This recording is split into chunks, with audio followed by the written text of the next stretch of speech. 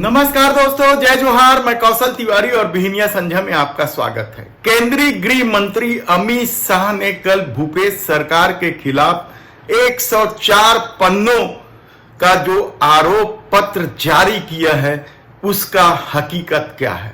झूठ, अफवाह और नफरत की राजनीति के सहारे अपनी राजनीति साधने या राजनीति को अपने अनुकूल करने में माहिर मोदी सरकार के गृह मंत्री अमित शाह की भाषा शैली लाजवाब थी, क्योंकि ऐसी भाषा शैली गुजरात में चलती होगी।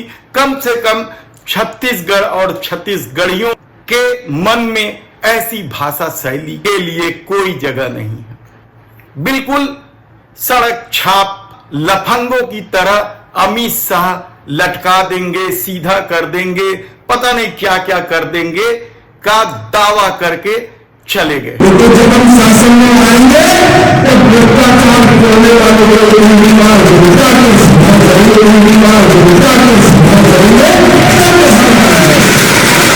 लेकिन इस आरोप पत्र की हकीकत क्या है?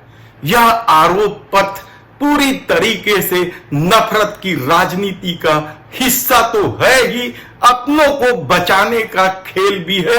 और शायद अमित शाह इस आरोप पत्र को देखने के बाद यह पूछने की हिम्मत नहीं कर पाए होंगे स्थानीय नेताओं से कि आखिर कोषाध्यक्ष कौन है। जब सारे लोगों का सरनेम लिखा गया तो कोषाध्यक्ष का सरनेम क्यों नहीं लिखा गया? कोयला घोटाले के किंग पिक मास्टरमाइंड सरगना माने जाने वाले सूर्यकांत तिवारी का नाम इस आरोप पत्र में क्यों नहीं? यह रिश्ता क्या कहलाता है?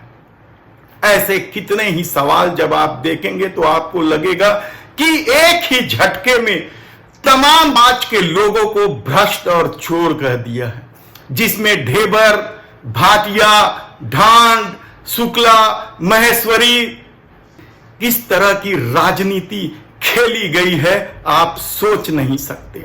जातियों के नाम इसलिए रखे गए शुक्ला, भाटिया, ढेबर, महेश्वरी, क्योंकि इनका वोट ज्यादा प्रभावित नहीं कर सकता। लेकिन कोषाध्यक्ष लिखा गया ना। कोषाध्यक्ष का पूरा नाम राम गोपाल अग्रवाल है। अरे जैसे समीर बिश्नोई के लिए समीर लिखा गया वैसे ही राम गोपाल लिख दिए होते। अग्रवाल तो लिखने की हिम्मत नहीं थी, क्योंकि उन्हें मालूम है कि अग्रवाल समाज यदि अग्रवाल लिखा देखता तो किस तरीके से आक्रोशित होते। लेकिन बाकी समाजों का क्या, उनकी क्या हैसियत है भारतीय जनता पार्टी के सामने, यह आसानी से समझा जा सकता है। और भाषा आप खुद सुन लीजिए कि अमित शाह किस तरीके से लटका देने की बात कर रहे हैं। तो जब हम शासन में आएंगे तो भ्रष्टाचार करने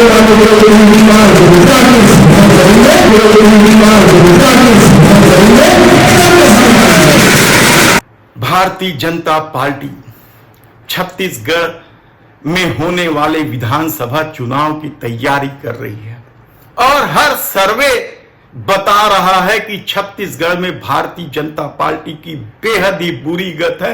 बहुत मेहनत करने के 13 सीट को 26 सीट कर सकती है, लेकिन सत्ता तक नहीं पहुंच सकती। और शायद यही बौखलाहट अमित शाह को अपनी जुबान पर भी काबू करने नहीं दिया। बौखलाहट की वजह इंडिया गठबंधन भी हो सकता है, वे देश के गृह मंत्री हैं। बौखलाहट की वजह लगातार राज्यों में पराजय भी हो सकती है और बौखलाहट की वजह 5 राज्यों के चुनाव सर्वे भी हो सकते हैं। लेकिन छत्तीसगढ़ की धरा जियो और जीने दो की संस्कृति को आत्मसात किए हुए इस तरह की भाषा शैली गुजरात में तो चल सकता है, लेकिन छत्तीसगढ़ में नहीं चल पाएगा, क्योंकि छत्तीसगढ़ के लोग शांत, सीधे, सरल माने जाते हैं। और इस तरह से लटका देंगे, सीधा कर देंगे कि बात यहां के लोगों को कभी गंवारा नहीं हो सकता। शायद यह बात भारतीय जनता पार्टी से जुड़े लोग अमित शाह को समझा नहीं पाए या अमित शाह ने ताली बजवाने के लिए इस भाषा का इस्तेमाल किया हो। याद कीजिए, इस दौर में गोली मारो सालों को, पता नहीं किस किस तरह की भाषाओं का उपयोग करके नफरत का खेल खेला गया, अपनी राजनीति साधी गई। तब शुक्ला, ढेबर, महेश्वरी जैसे समाज के लोगों का क्या होगा कहना बेहद मुश्किल है, क्योंकि भारतीय जनता पार्टी ने तो अपने आरोप पत्र में एक ही झटके में कई समाजों को भ्रष्ट और चोर कर दिया। हम यह बात इसलिए कह रहे हैं क्योंकि भारतीय जनता पार्टी के एक विधायक ने, यह अलग बात है कि उन्होंने अपना सरनेम बदलकर मोदी कर लिया था, सिर्फ राहुल गांधी के मोदी कह देने से मानहानि का दावा करते हैं और सजा तक दिलवा देते हैं, संसद से सदस्यता तक खत्म करवा देते हैं। वही भाजपा आज ढेबर, शुक्ला, महेश्वरी, भाटिया, ढान कह रहे हैं, तब सवाल कई सारे उठेंगे। लेकिन राम गोपाल अग्रवाल को क्या बचाया जा रहा है? हमने पिछले एपिसोड में बताया कि किस तरीके से लोगों में चर्चा है कि राम गोपाल अग्रवाल को ईडी छोड़ रही है और इस मामले में बड़ा लंबा खेल हुआ है। तो क्या आप सूर्यकांत तिवारी को भी बचाया जा रहा है? क्योंकि भारतीय जनता पार्टी के कितने ही नेताओं से उनके संबंध रहे। 15 साल के शासनकाल में सूर्यकांत तिवारी रमन सिंह के भी नाक के बाहर रहे, तो घोषणा पत्र समिति के सदस्य अजय चंद्राकर के भी नाक के बाहर रहे। बृजमोहन अग्रवाल के साथ साथ सौदान सिंह के साथ भी उनकी तस्वीरें हैं। लेकिन सूर्यकांत तिवारी का नाम नहीं लिया गया, या जो कार्टून बनाया गया है भूपेश बघेल का, उसमें सूर्यकांत तिवारी का नाम नहीं है। राहुल गांधी, प्रियंका गांधी, सोनिया गांधी, सबका नाम रखा है, एटीएम भी कह दिया और यहां तक कह दिया कि यहां के बच्चों को कौशल विकास के नाम पर भूपेश सरकार जुआ सिखला रही है। लेकिन शायद उन्हें नरवा गरवा घुरवा बारी की हकीकत नहीं मालूम, उन्हें गोठान का हकीकत नहीं मालूम, उन्हें राम गमन पथ का हकीकत नहीं मालूम, उन्हें शायद यह भी नहीं मालूम कि रमन सरकार के कार्यकाल में किस तरीके से बोनस देने के नाम पर किसानों से छल किया गया, और न ही उन्हें शायद रमन सरकार के कार्यकाल के घपले घोटालों का भी पता ना हो। कैसे हो सकता है ऐसे?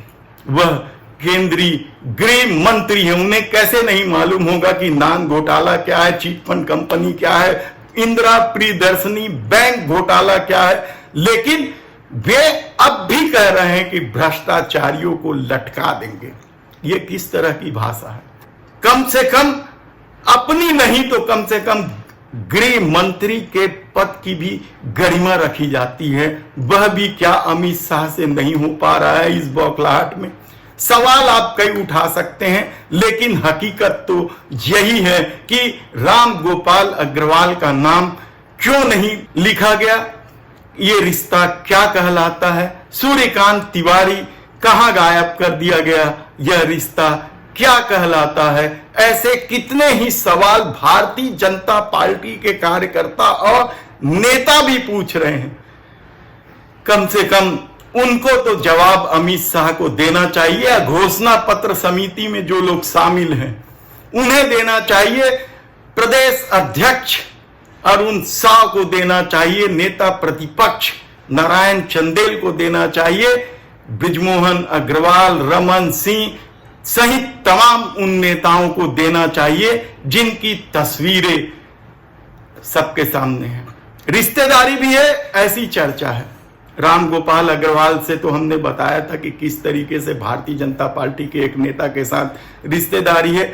सूर्यकांत तिवारी की भी क्या अजय चंद्राकर से रिश्तेदारी है?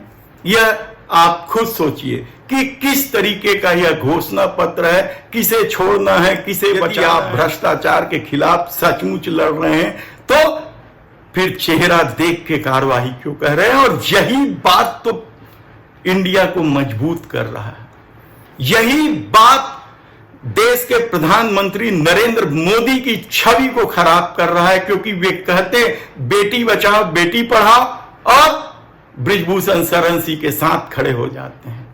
वे कहते हैं भ्रष्टाचारियों को जेल में डाल देंगे और अजीत पवार जैसों को उप मुख्यमंत्री बना देते हैं। यानी जुबान की इस दौर में क्या कोई कीमत नहीं है? 2 कौड़ी की जुबान की बात हमने बचपन से सुनते आए हैं कि कैसे कई लोगों की जुबान 2 कौड़ी के होते हैं, लेकिन इस दौर में जिस तरीके से राजनीति को साधने के लिए या राजनीति को अपने अनुकूल करने के लिए खेल खेला जा रहा है, वह भी कम चौंकाने वाला नहीं है। धन्यवाद।